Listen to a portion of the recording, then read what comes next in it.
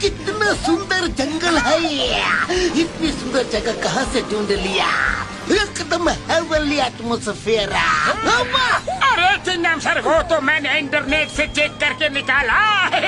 दिन रात मेहनत के बाद ये जगह मिली है।